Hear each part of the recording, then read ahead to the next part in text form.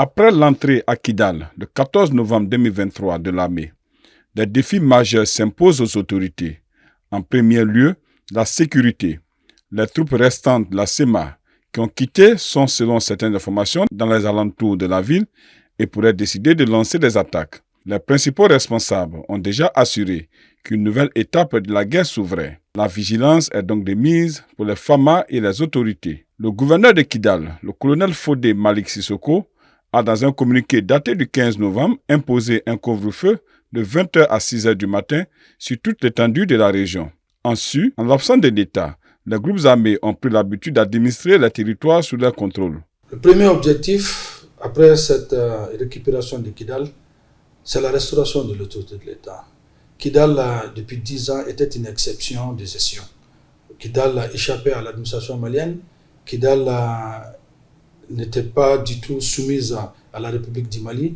Et Kidal n'était pas du tout administré par la République.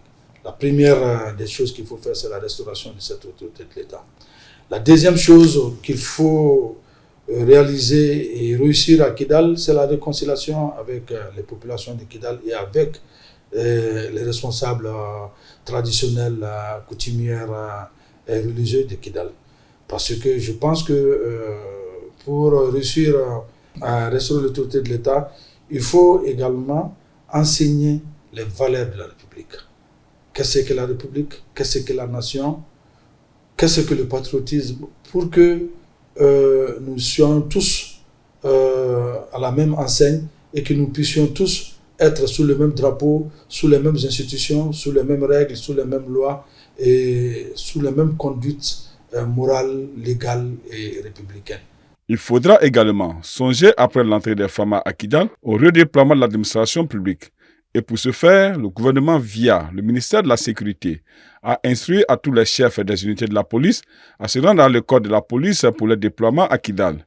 Depuis l'annonce de la progression stratégique des FAMA vers Kidal, plusieurs civils se sont déplacés vers les camps de réfugiés à la frontière avec l'Algérie, mais également dans les zones plus reculées. 80% de la population de Kidal a quitté la ville pour l'Algérie. Seuls ceux qui n'ont pas de moyens sont restés à ce jour, affirme une source locale. À cet égard, le retour des civils qui ne sont pas restés sur place dans la ville de Kidal, malgré les appels répétés de l'armée, constitue un autre défi majeur pour l'État malien. Le défi est aussi de réinstaller les services de l'État à Kidal et de convaincre les agents d'aller y travailler dans un climat sécuritaire encore précaire.